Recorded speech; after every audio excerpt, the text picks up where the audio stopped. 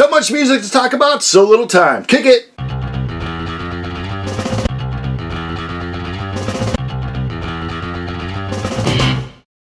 This is my cat, Sasha. Sasha keeps hitting the damn tripod with the camera, so bye. Cats. Hey, thanks for clicking on this video real quick. If you'd like to leave in the comments below what you've been buying, what you've been listening to. Thanks for all the subscribers as always. What I've been listening to is, I talked about this band before, Hardline. They came out in early 90s. Originally they had Neil Schon from Journey on guitar. Pretty much like an AOR, arena rock, even maybe glam heavy metal rockish thrown in there. But really good, catchy stuff. Really good, catchy stuff. A lot of people complain about there's no good rock nowadays. I just like my Crew, my Rat, my Poison. But this band is kind of carrying that kind of torch, and it's really good stuff. I lost the case already. I don't know, somewhere. But Hardline, and this is their latest one. This one just came out. So it's good stuff. Just check out the band Hardline. I also been revisiting the Roger Waters solo record, Is This the Life We Finally Want? And he just came through Chicago and I missed him, but I did catch him some other times he's come through on past tours, and he's always really good. He's a really interesting person, and I like his music a lot, and this is a really good solo record. So if you haven't checked it out yet, you know, if you like Pink Floyd The Wall, The Final Cut, you're going to like that solo record. It's a good one.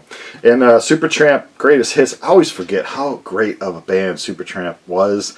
And the singer is just, what an amazing high-range vocals.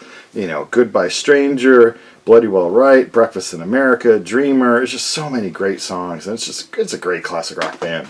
Should be in the Hall of Fame, right? No. And a newer band, I bought this, I put it away, listened to it, put it away, brought it back. They're coming through Chicago pretty soon. Wolf Alice, and they have 3 CDs, and I think this is their second of 3, or that could be their latest. I think it's the second of 3.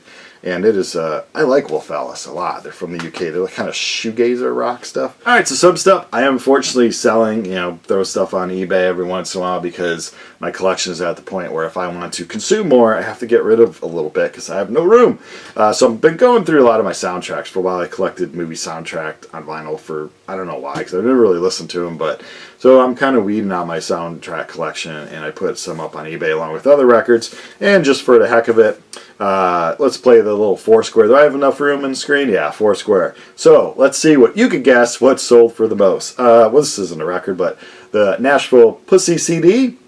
Put that up there. Easy-O. It's a vinyl. It's a band from Japan, heavy metal band, I think produced by Gene Simmons. Put that up there. I had for sale the soundtrack for Paris, Texas. Natasha Kinski is so beautiful in that movie. I really like her in Cat People. That's a weird movie. And then last but not least, I'm Gonna Get You Sucka. I'm Gonna Get You Sucka. That also I'll have the 4 squares. So what do you think between Nashville Pussy, Paris, Texas, Easy-O, and I'm Gonna Get You Sucka? What do you think sold for the most on the eBays? Let you have a moment to think to yourself, what is going hot these days? It was actually the Paris, Texas soundtrack. Sold out for about 20 bucks. So, and some people list that thing for crazy amounts, but I'm always reasonable when I sell stuff because I put it on eBay to sell. What a crazy idea. I am going to be throwing this up there. You know, I've been going through on the Discogs app. You can kind of see what your collection is worth and what albums are worth a lot. And I've been trying to say, like, you know, within the top 100 albums I think I have maybe like 3,800 albums. Within the top 100, what am I listening to? What am I not listening to? And what's worth something that I can, you know, throw up there for some cash, because times are tough and property taxes in this area keep going up, up, up, up, up. So I found the Screeching Weasel. I love Screeching Weasel, and I love the Ramones, but do I need the Screeching Weasel doing the first Ramones album? Pretty much, you know, note by note, and they're trying to, it's just, no, if I'm going to listen to the first Ramones album, I'll just listen to the first Ramones album. Like I said, I love Screeching Weasel, I love the Ramones. So this was a project they did a long time ago. This was recorded in October 1992, and it's only limited to 700 copies. And Screeching Weasel did the first Ramones album, punk band The Queers did another Ramones album, Boris the Sprinkler from Green Bay. We'll talk about Green Bay later. They did another one. The Vindictives, great band from Chicago around this era. They also did another Ramones album. So every, like, you know, punk band took on a Ramones album. Like I said, and this was Screeching Weasel doing their first. It shows it's worth, I can get probably about $100 for it. So since I do need $100 right now, I'll be putting this on eBay. So some of the new stuff I've been purchasing from the Fat Records. Fat Records is a punk rock label owned by Fat Mike from NoFX, obviously. A long-time running label, so long that they've now reissuing their 25th anniversaries of certain releases. And one of the releases from Tennessee's own Teen Idols. I was lucky enough to play a few shows with them, share a bill with them. We were on tour in Nashville at Lucy's Record Shop. This is mid-90s, and we got to play with Teen Idols. They were very nice. This is when they had Heather in the band on bass, and of course Philip on guitar and Keith on vocals, Matt on drums. This is their debut. It's Ben Weasel approved. Ben from Scooch and Weasel. And it's good stuff. I will say I like Pucker Up a little more, but I never owned this on vinyl, so 25 years later I'm finally able to get the reissue. This style does start to get repetitive for me. It's kind of that 50s, 60s meets punk throwback style, like the Queers have it, a lot of bands have it, but I like it in short amounts, not too long, but all their songs are really short and stuff, so this flows nicely. But I do like Pucker Up more, so hopefully they'll reissue Pucker Up, because that's expensive to get on vinyl. So I did a road trip to Green Bay. Why? I don't know. Every once in a while, people from Chicago area have to go up to the Green Bay area just to tease them or something. I don't know. And buy cheese. Cheese is good. I went to this vintage market called Wonderland Vintage Market and picked up some things there. Halloween's right around the corner. So who couldn't resist this? Oh, I'm losing parts of it already. But this is something you put in your door. It's like one of those old school throwback to the Halloween decorations. This is the little Slayer guy. So can you see him? There we go. So I'm going to put him at the door. He's got a little sword, and he's going to greet kids this year for Halloween. I give out nice candy. I don't do the apples. I don't do... Some people are doing books nowadays. Come on. Give the kids some candy. The stupid kids of today's world need more candy, I guess. So this is my little Slayer guy. He'll be greeting people this Halloween. I've also been known to, like, take half the candy for myself, and then when I think that the kids have had enough, kind of close the door and just kind of play loud, abrasive music, and then people don't want to knock on my door anymore because they hear that. Just stay away. That's fine with me. Also at the mall, I was surprised. See, this is only $20. Sometimes these go for a lot. These are the Carnival mares from way back when you were a kid.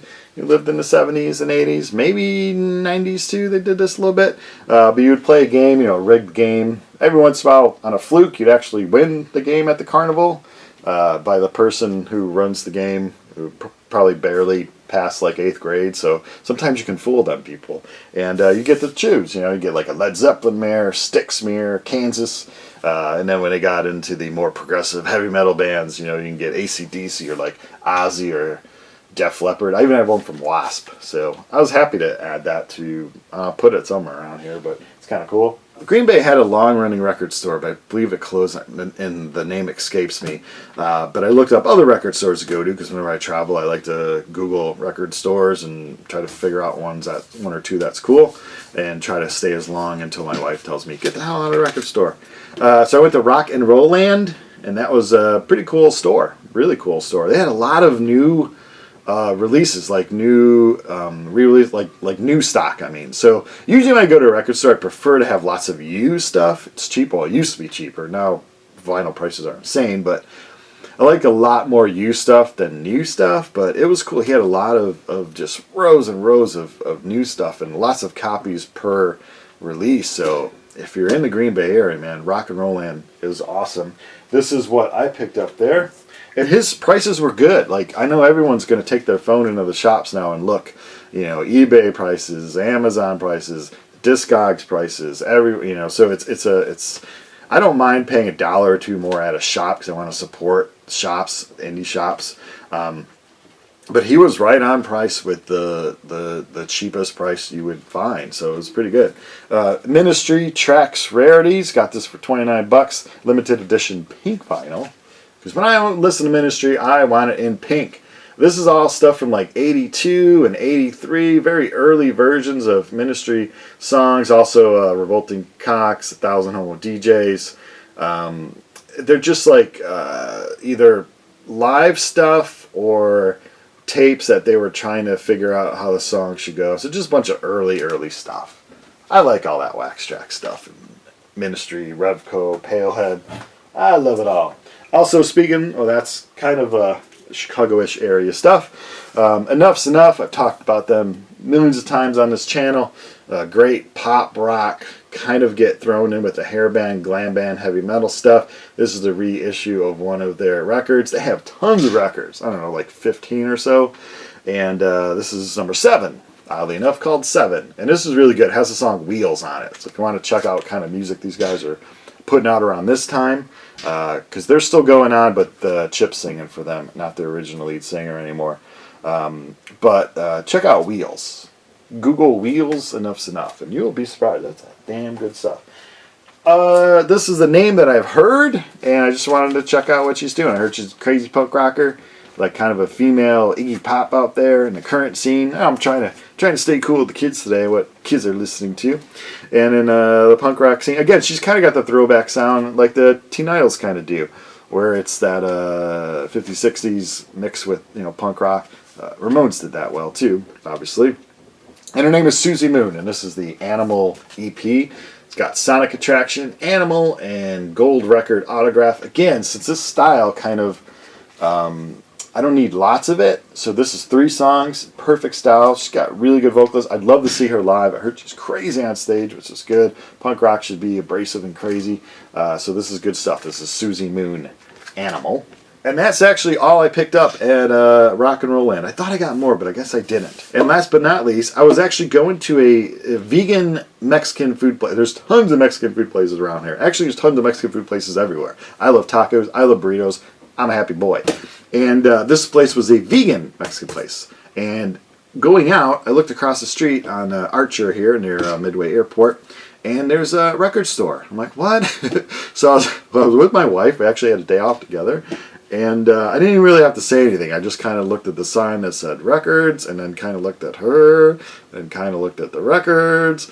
And it's like kind of that scene in Blues Brothers, my favorite movie, where McIntyre Murphy's working at the sandwich shop cafe, and Aretha Franklin kind of knows he wants to go, and she's like, go on, go, something like that. And it was the same look, like, oh, just go, look at your damn records. So I did look at my damn records, and I went over there, and he had a lot of used stuff. He had a lot of classic rock, and his prices were good. His prices were on the lower end of and I'm like, great. And I picked up 3 things. Always want to support local, always want to support records, always want to support me buying records at good prices.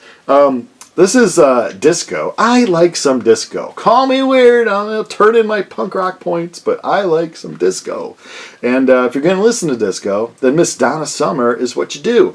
And MacArthur Park is a cover song as she did, and it just works. And this is the whole MacArthur Park suite. So it's got One of a Kind, Heaven Knows. It's just, it's good stuff. And the whole Casablanca. When I look at that, I think of Kiss, being on this record label, and it's just, I just love the whole look of it. MacArthur Park, there's a funny story. I'll tell you it's funny. There's a funny story. I used to, in 87 and 88, I believe, I went to band camp at the University of Wisconsin in Madison, Wisconsin. It's a great town. It still is a great town.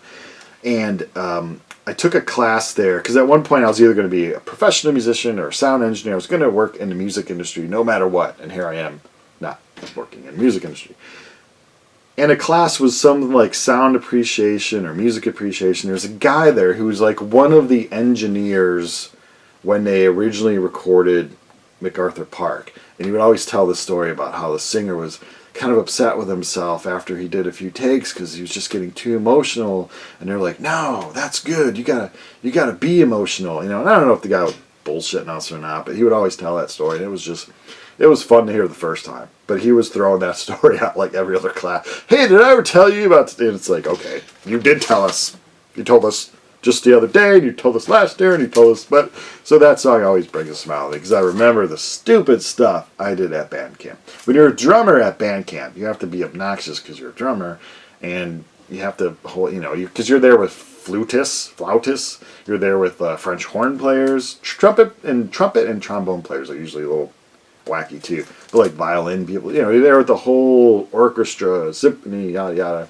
So as a drummer, you got to hold that drummer card. You got to be the weird one. I was more than happy to fulfill that in the 80s. Also there, I bought the Rocky Horror Picture Show picture disc, science Fiction, double feature, Superheroes, I'm Going Home. The last songs of the album, like the slow, glammy rock kind of stuff, I really like that stuff. That's good stuff. You know, the Time Warp and Sweet Transvestite, that's hits, that's fun. But I really like as the album kind of goes towards the end. Of course, it has Meatloaf, you know, as Eddie.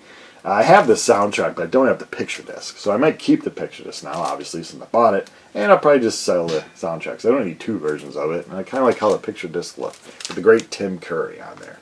And last but not least, third thing and final thing I bought there at that local record shop was the shoes. The shoes have lots of like early releases, but official releases, I think this may be their second or their third album. It's on Elektra, so they made it to the big time. I believe it's 1979. And it's good power pop, sweet pop. I wish the vocals had a little more oomph, but then again, it's pop, so they're keeping it pop rock. They're keeping it light, and it's really good, catchy stuff. This is the second Shoes album I own. I think I owned the one before this, and this is good stuff. They're from the suburbs of Chicago, and actually, if you're on eBay and you like your pop, power pop, jangly rock, pop, whatever you want to call it, another band from the suburbs of Chicago was called The Ideas. The Ideas, and they have this CD called Sideways Smile, and I see it sometimes on eBay, and that's worth picking up if you like this genre. Well, that is about it. I just wanted to do a video of some new music and some things that I've been purchasing and some things I've been selling. Hope you like it. Hope you made it to the end. Have a good day. Thanks for watching.